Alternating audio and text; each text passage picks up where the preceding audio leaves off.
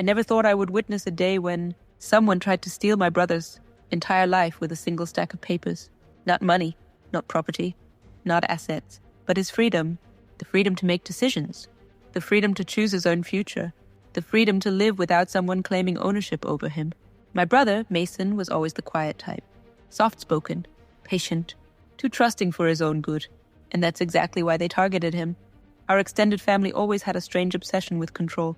Who earned what? Who moved where? Who followed whose orders? But things escalated the year Mason inherited a modest piece of land from our late grandfather. It wasn't luxurious, but it held value, especially for the kind of people who believed they deserved anything that wasn't theirs. At first it was subtle. A few suggestions, a few disguised demands, a few comments like, Mason doesn't know how to manage anything anyway.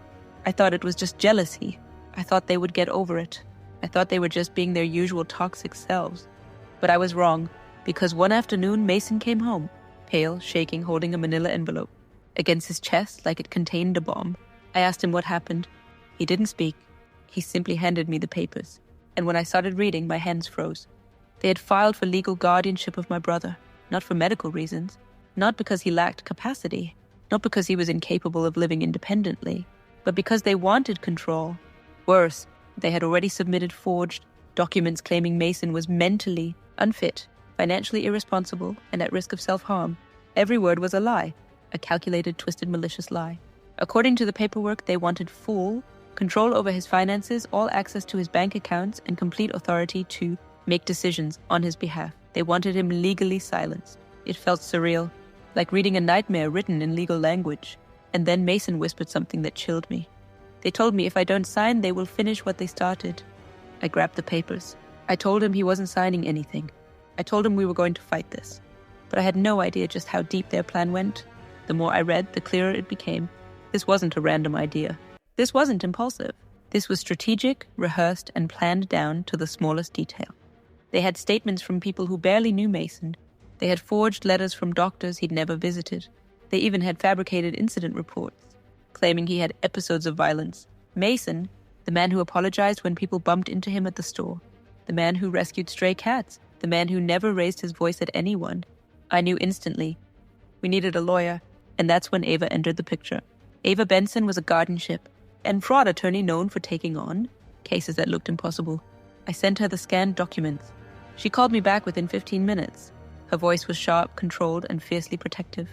This is deliberate fraud, she said. And they're confident you won't fight. That's why they're doing it. We scheduled an emergency consultation the next morning. Mason barely slept that night. I didn't sleep either. The next day, we sat in Ava's office while she spread the fake guardianship petition across her desk like pieces of a crime scene. She pointed to the signatures. Forged. She pointed to the medical notes. Fabricated. She pointed to the evaluations. Completely illegal. There's only one reason someone files a false guardianship petition, she said. They want control. They want access. They want to take away the victim's legal voice. Mason looked at her helplessly. So what do I do? You fight, she said. Because once guardianship is granted, getting your rights back becomes extremely difficult. Her certainty gave us hope.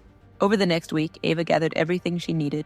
Proof of Mason's stable employment history, testimony from co-workers, records from his doctor confirming perfect mental health, video logs from security cameras at his workplace, statements from neighbors, and even recordings of phone conversations where our relatives pressured him to sign away his rights.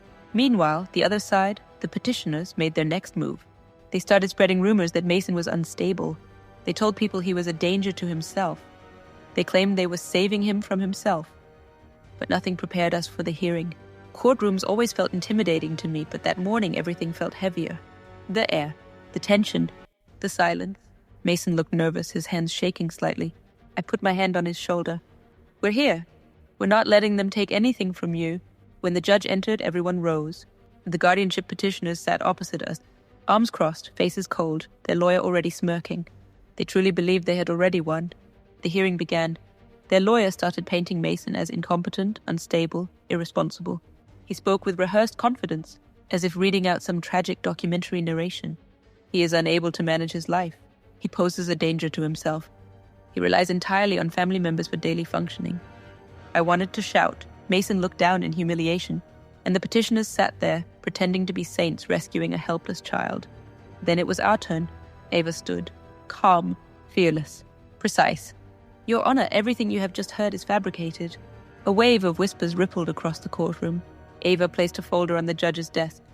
This is evidence of forged documents, falsified medical statements, and fraudulent evaluations submitted under penalty of perjury. The judge raised an eyebrow. Proceed, Miss Benson. And that's when the real battle began.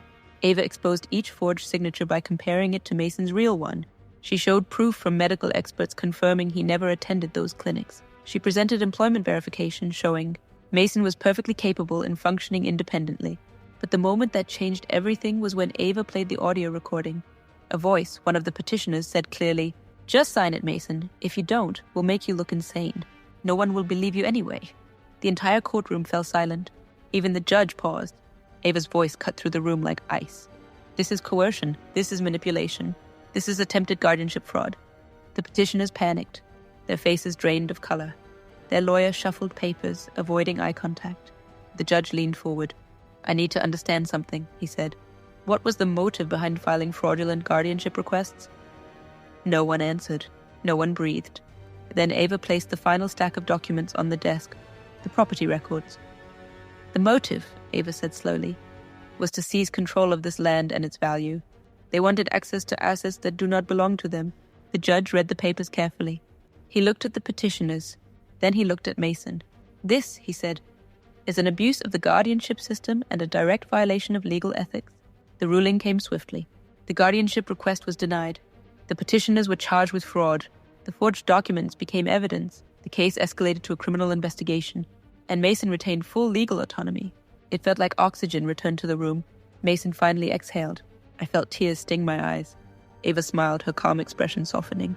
But the aftermath was far from peaceful. As soon as we left the courthouse, the messages started flooding in. Angry texts, threats, accusations, blame, curses. "How dare you embarrass the family? You'll regret humiliating us like this." This isn't over. But Mason didn't hide anymore. He didn't shrink back. He didn't apologize. He stood straighter. He breathed deeper. He lifted his chin. For the first time in years, he looked free. In the following weeks, our relatives tried everything.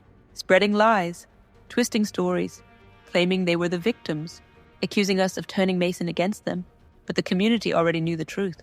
The recording had circulated. The forged documents were public record. Neighbors who once believed their stories now avoided them. Meanwhile, Mason started rebuilding his confidence. He took back control of his finances.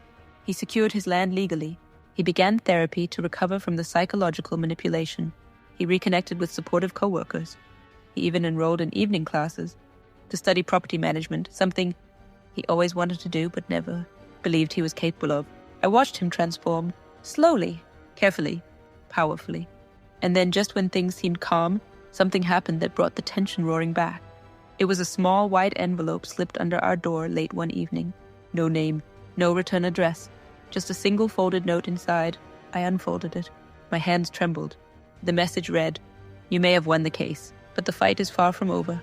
You took something from us, and now we're coming to take something from you." There was no signature, no initials, just those words. Mason stood behind me reading over my shoulder. He didn't say anything at first. Then he whispered, "I know who wrote it." My stomach twisted. "Who?" He looked up, his expression serious, heavy, and strangely calm. Someone who wasn't in the courtroom, someone who never spoke publicly, someone who didn't sign the petition, but was pulling the strings the entire time. A chill swept over me, because I knew exactly who he meant. The one person we underestimated, the one person who stayed quiet, the one person with the most to gain if we ever let our guard down. And Mason stepped closer, his voice low but certain. "They were never after guardianship," he said. That was just step one. I swallowed hard. What's step two? He looked out the window, as if expecting someone to be watching. Then he said the words that made my heart drop. "I think they're coming for everything. Not just the land, not just my rights, but our entire future." The house fell silent. The night felt heavier, the air colder. And just like that, we realized the legal victory wasn't the end. It was only the beginning of a new war. A war we never asked for. A war we were forced into. A war we now had no choice but to finish. And Mason, once fragile and afraid, looked stronger than ever. He turned to me slowly. "Stay close," he said. "This time, they won't see us coming." And that was the moment I understood. The real story wasn't how they tried to take his freedom. The real story was how he was about to take back everything they thought he'd lost.